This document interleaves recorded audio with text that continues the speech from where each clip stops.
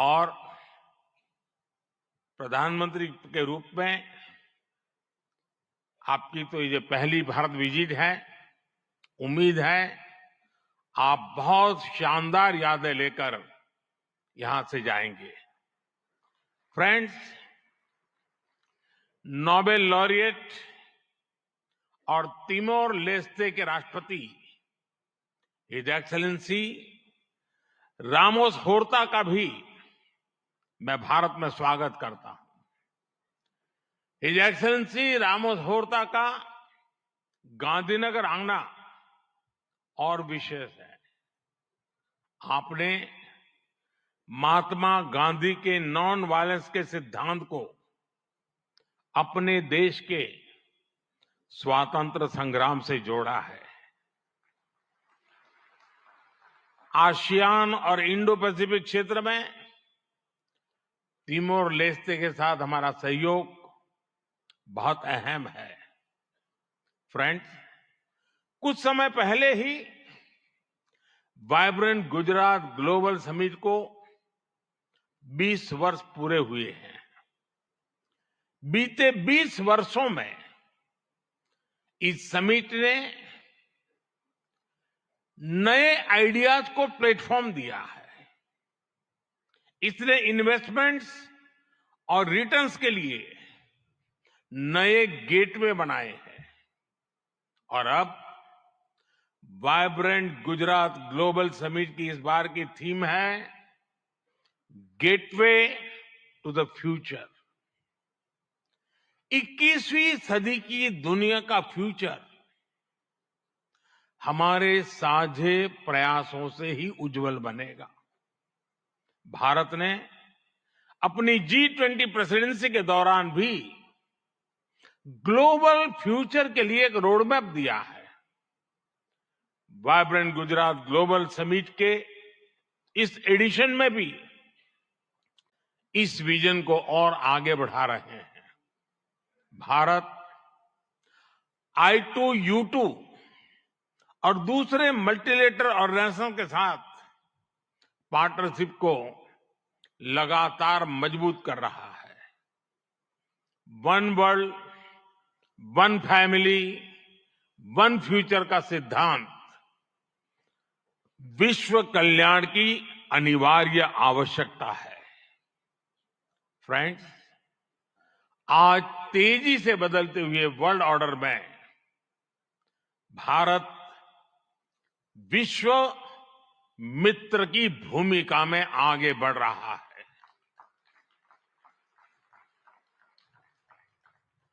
आज भारत ने विश्व को ये भरोसा दिया है कि हम साझा लक्ष्य तय कर सकते हैं, अपने लक्ष्य प्राप्त कर सकते हैं। विश्व कल्याण के लिए भारत की प्रतिबद्धता, भारत की निष्ठा, भारत के प्रयास और भारत का परिश्रम आज की दुनिया को ज्यादा सुरक्षित और समृद्ध बना रहा है। The world looks at India as an important pillar of stability, a friend who can be trusted, a partner who believes in people-centric development, a voice that believes in global good, a voice of the global south, an engine of growth in the global economy, a technology hub for finding solutions, a powerhouse of talented youth, and a democracy that delivers. Friends, Bharat के 1.4 billion लोगों की priorities और aspirations, human centric development पर उनकी आस्था, inclusivity और equality का हमारा commitment, विश्व समृद्धि और विश्व के विकास का बहुत बड़ा आधार है। आज भारत दुनिया की 5th लार्जेस्ट इकोनॉमी है। 10 साल पहले भारत 11th पर था। आज दुनिया की हर प्रमुख रेटिंग एजेंसी का अनुमान है कि भारत अगले कुछ वर्षों में दुनिया की टॉप 3 इकोनॉमी में जाएगा।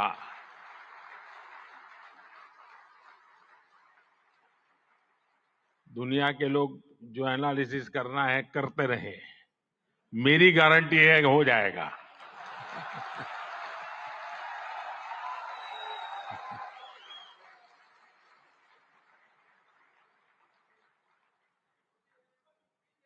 एक ऐसे समय में जब विश्व अनेक अनिश्चितताओं से घिरा हुआ है, तब भारत दुनिया में विश्व की एक नई किरण बनकर के उभरा है।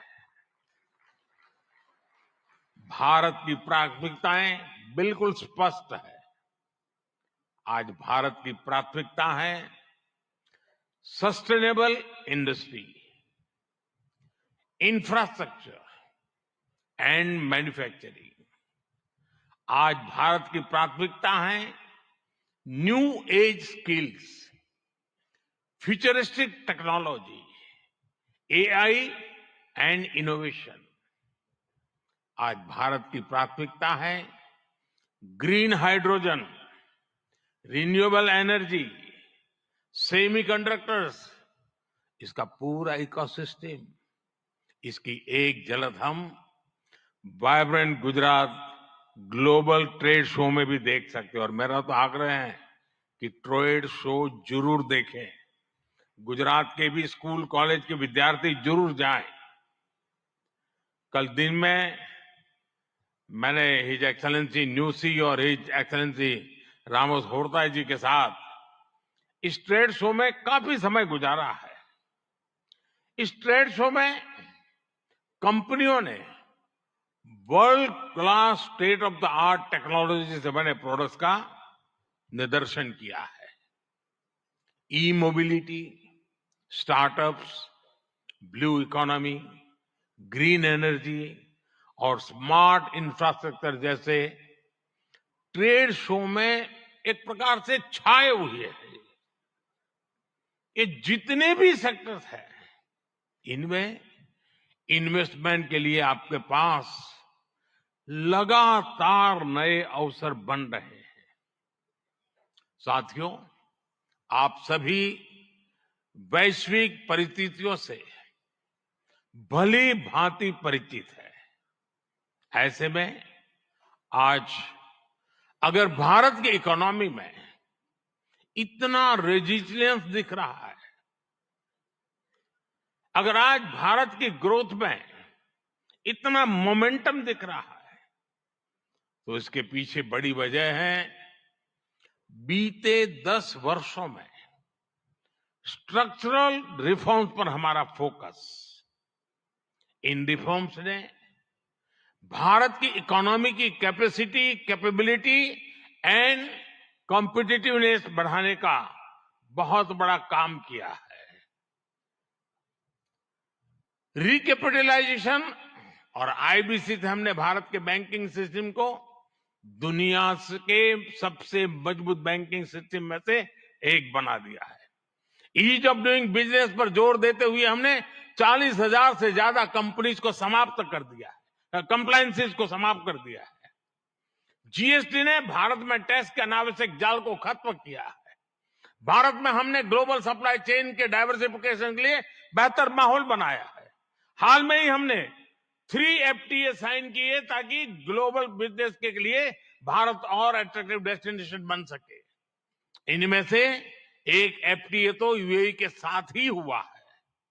हमने अनेक सेक्टर्स को ऑटोमेटिक रूट से FDI के लिए ओपन किया है। आज भारत इंफ्रास्ट्रक्चर पर रिकॉर्ड इन्वेस्ट कर रहा है। पिछले 10 वर्ष में भारत का कैपेक्स 5 गुना अधिक हो चुका है।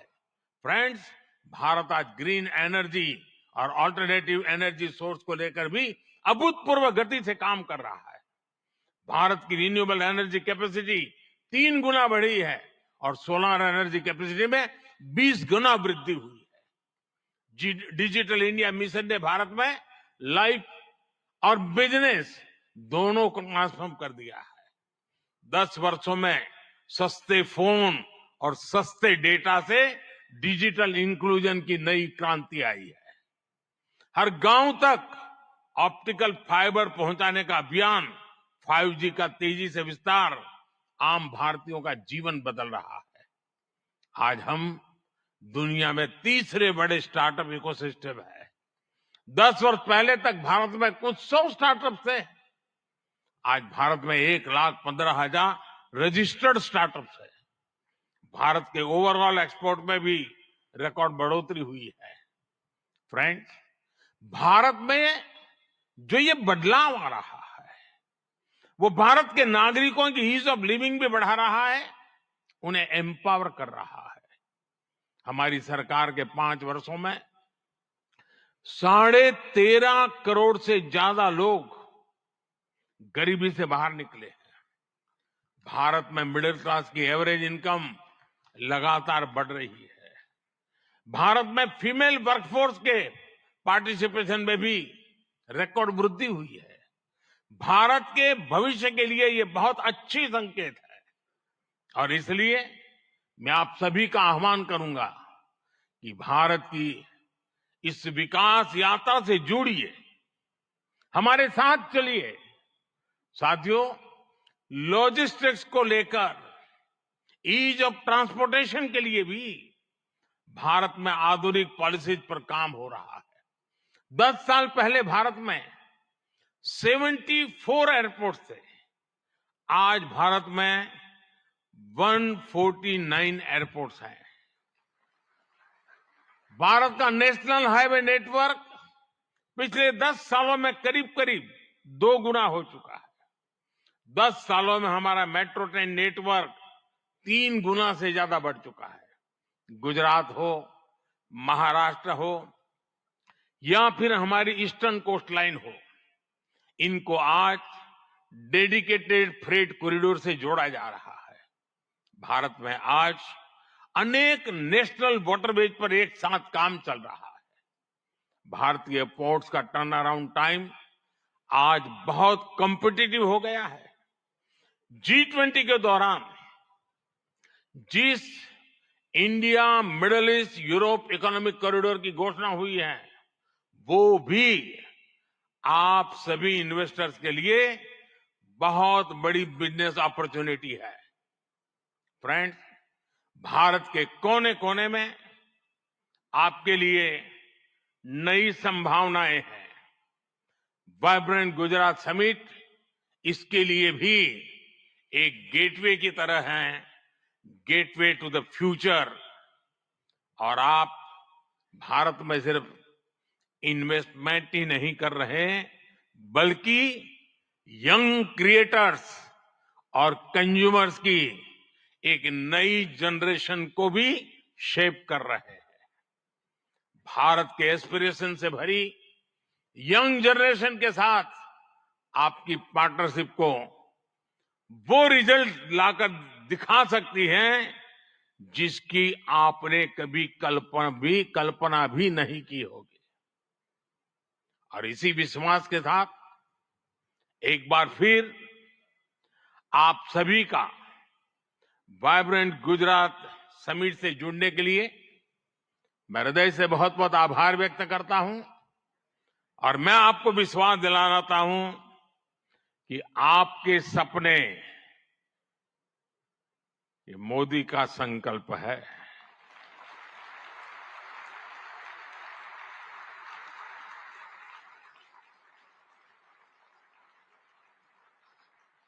आपके सपने जितने बड़े होंगे, मेरा संकल्प भी उतना ही बड़ा होगा।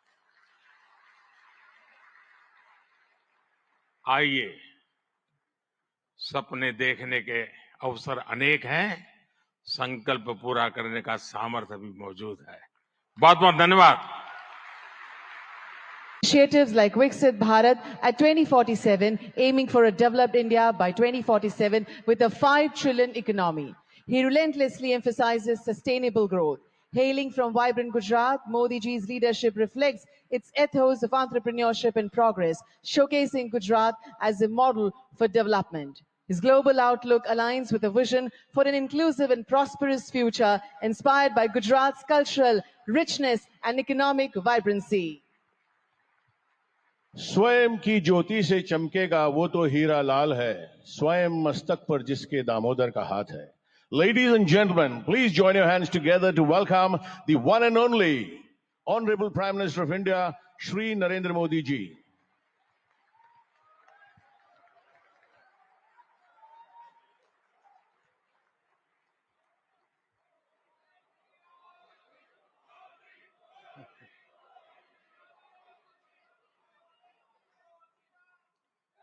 His Excellency Mr. Philip Nyusi, President of Mozambique,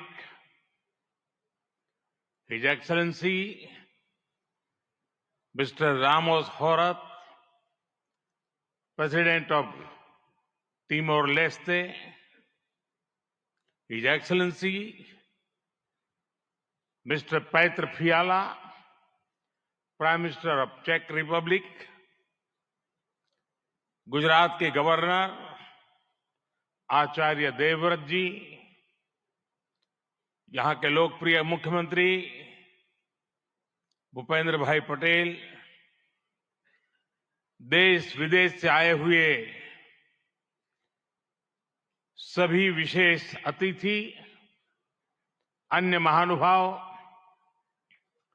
देवी और सज्जनों, आप सभी को 2024 की